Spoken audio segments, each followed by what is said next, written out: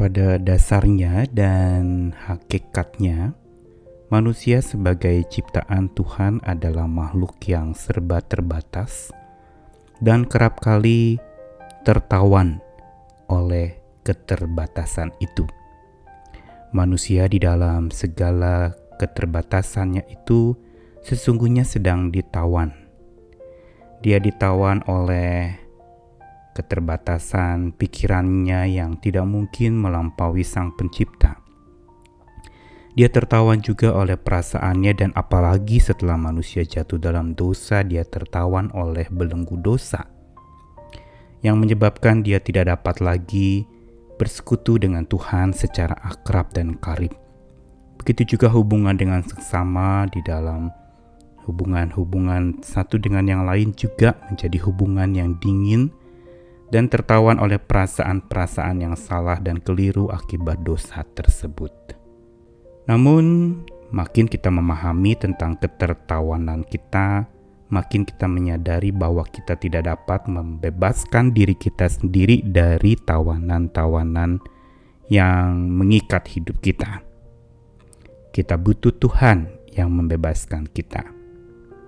Dan peristiwa kenaikan Tuhan Yesus ke surga yang diperingati 40 hari setelah hari kebangkitan Tuhan Yesus adalah sebuah momen yang memang orang seringkali anggap sebagai adegan demonstrasi kuasa Allah. Yang naik ke atas surga, Tuhan Yesus itu melawan gravitasi bumi dan menunjukkan kemuliaannya. Dia sungguh bukan bergelar Anak Allah yang maha tinggi, tetapi dia sungguh ditinggikan secara harafiah, naik dari bumi menuju ke langit, ke surga. Peristiwa ini ada di dalam rangkaian kehidupan pelayanan Yesus. Dan karena itu bukan sekedar demonstrasi kuasa betapa ajaibnya dia, sesungguhnya ada misi tertentu di balik peristiwa kenaikan itu.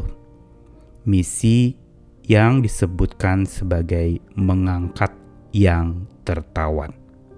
Saya Nikolas Kurniawan menemani di dalam Sabda Tuhan lagi hari ini dari sebuah mazmur yang di dalamnya mengandung pesan tentang kebangkitan Allah yang bangkit maka musuh-musuhnya terserak. Tapi di dalam mazmur yang sama pula tercantum tentang peristiwa di mana Tuhan bukan saja bangkit dan menyerahkan musuh-musuhnya, tapi dia juga naik ke tempat tinggi membawa tawanan-tawanan. Mazmur 68 ayat 19-20 dan 35-36. Engkau telah naik ke tempat tinggi, telah membawa tawanan-tawanan. Engkau telah menerima persembahan-persembahan di antara manusia, bahkan dari pemberontak-pemberontak, untuk diam di sana, ya Tuhan Allah. Terpujilah Tuhan, hari demi hari Ia menanggung bagi kita. Allah adalah keselamatan kita. Akuilah kekuasaan Allah. Kemegahannya ada di atas Israel. Kekuasaannya di dalam awan-awan. Allah adalah dahsyat dari dalam tempat kudusnya. Allah Israel, Dia mengaruniakan kekuasaan dan kekuatan kepada umatnya. Terpujilah Allah.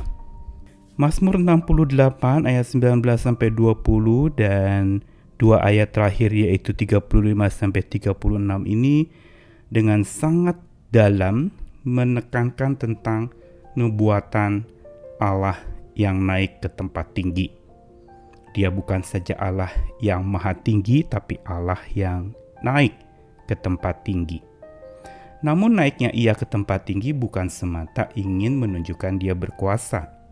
Ada imbuhan dari kalimat tadi. Ia telah naik ke tempat tinggi, telah membawa tawanan-tawanan.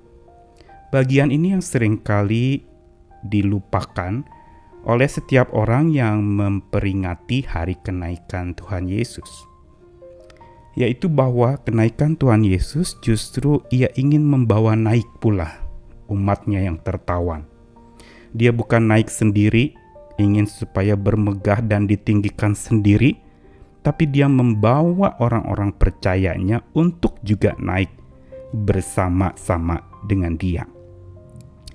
Dan disebutkan membawa tawanan-tawanan, yang berarti orang-orang yang memang terbelenggu, yang punya beban berat, tertawan oleh kesengsaraan hidup, tertawan oleh sakit penyakit, tertawan pula oleh pergumulan-pergumulan hidup dan masalah yang begitu berat menindih kehidupan seseorang, dan saat itu dia disebut tawanan.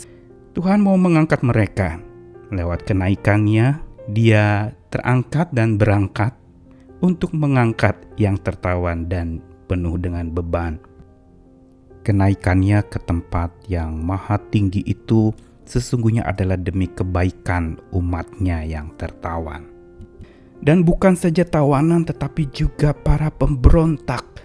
Dikatakan dalam ayat lanjutnya, Tuhan telah menerima persembahan di antara manusia dari pemberontak-pemberontak.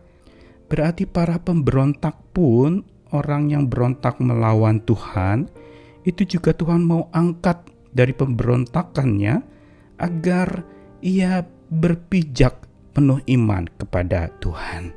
Jadi naiknya dia ke surga mengangkat yang tertawan dan berbeban agar berkawan dengannya tanpa beban, dan mengangkat yang berontak, yang melawannya agar berpijak penuh iman kepadanya. Bukankah setelah Yesus naik ke surga, maka tidak ada hubungan langsung sebagaimana dia dengan murid-muridnya selama 3 tahun waktu itu. Tapi ada hubungan yang penuh iman, yaitu tanpa melihat Tuhan, tetapi mereka punya hubungan yang dalam dan mengatasi berbagai macam persoalan hidup dan pergumulan-pergumulan, bahkan mengaruniakan keselamatan serta hidup yang kekal buat mereka. Disinilah misi utama dari kenaikan Tuhan ke surga, mengangkat yang tertawan. Dia tidak mau kita hidup di dalam tawanan-tawanan, belenggu-belenggu, beban-beban yang menindih hidup kita. Dia tidak mau kita ada di dalam pemberontakan melawan Tuhan, tetapi dia mau kita berubah, pijakan kita menjadi pijakan yang penuh iman, persekutuan yang karib dengan Tuhan walaupun tanpa tatap muka, tetapi ada sentuhan hati yang saling terkait dan terpaut oleh iman yang daripada Tuhan, kepada Tuhan, dan bagi Tuhan. Inilah sebenarnya misi dari kenaikan Tuhan ke surga. Dia ingin mengangkat mereka yang tertawan itu agar yang tertawan itu menjadi berkawan karib dengannya. Dan karena misi Tuhan mau mengangkat kita yang tertawan dan memberontak kepadanya, maka bagian kita adalah mengakui akan kekuasaan Allah. Sebagaimana Pemazmur ayat 35-36, mengakui akan kemegahan Tuhan Allah kita, kekuasaannya yang di dalam awan-awan itu, Dia yang dahsyat dari dalam tempat kudusnya, dan Dia mengaruniakan kita yang tadinya berontak, yang tadinya tertawan ini, Dia karuniakan kuasa dan kekuatan agar kita bisa terus hidup di jalan yang benar bersama dengan Dia. Hari ini ketika kita sedang mengalami tertawan oleh berbagai macam persoalan dan pergumulan hidup, marilah kita ingat apa yang Tuhan lakukan. Dia mau angkat kita, dan biar berilah dirimu diangkat olehnya, diubahkan olehnya, jadi pribadi-pribadi yang terbebaskan dari belenggu-belenggu persoalan hidup, dan kembali kita yang tadinya berontak kepada Tuhan, akhirnya berpijak penuh iman kepadanya.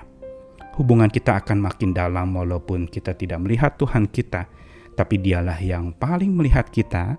Dan justru inilah hubungan yang Tuhan kehendaki, hubungan yang dalam roh dan kebenaran. Hubungan yang bukan saling melihat satu dengan yang lain, tapi hubungan yang saling terkait dan terikat di dalam hati, di dalam roh, di dalam satu tubuh Kristus yang tak terpisahkan, saling melekat satu dengan yang lain. Selamat hari kenaikan Tuhan ke sorga, dan berilah dirimu yang tertawan untuk diangkat olehnya. Amin.